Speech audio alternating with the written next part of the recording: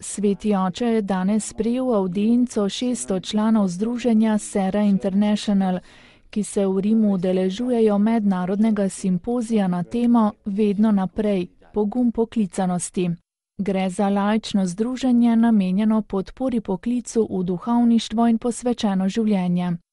Essere amici dei sacerdoti, sostenendo la loro vocazione e accompagnando il loro ministero. Biti prijatelji duhovnikom, podpirati njihovo poklicanost in spremljati njihovo službo je velik dar, s katerim bogatite cerkev, jim je dejal papež Frančišek.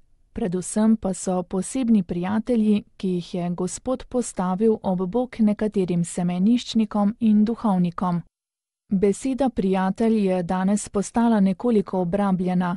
Ko bivamo na krajih metropolitanskega življenja, vsak dan vstopamo v stik z različnimi osebami, ki jih pogosto imenujemo prijatelji, a to se samo tako reče.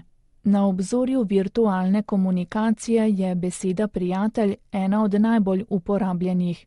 Pa vendar vemo, je dejal papež, da površinsko poznavanje ni dovolj, da bi sprožili tisto izkušnjo srečanja in bližine, s katero je povezana beseda prijatelj.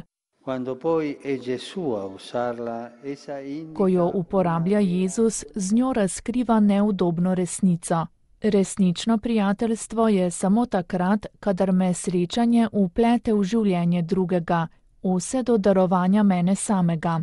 Jezus namreč pravi svojim učencem: ne imenujem vas več služabnike, vas sem imenoval prijatelje, ker sem vam razodel vse, kar sem slišal od svojega očeta.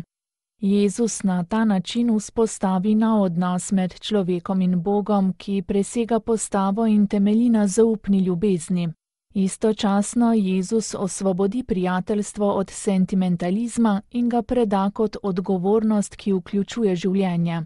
Nihče nima večje ljubezni, kakor je ta, da da življenje za svoje prijatelje.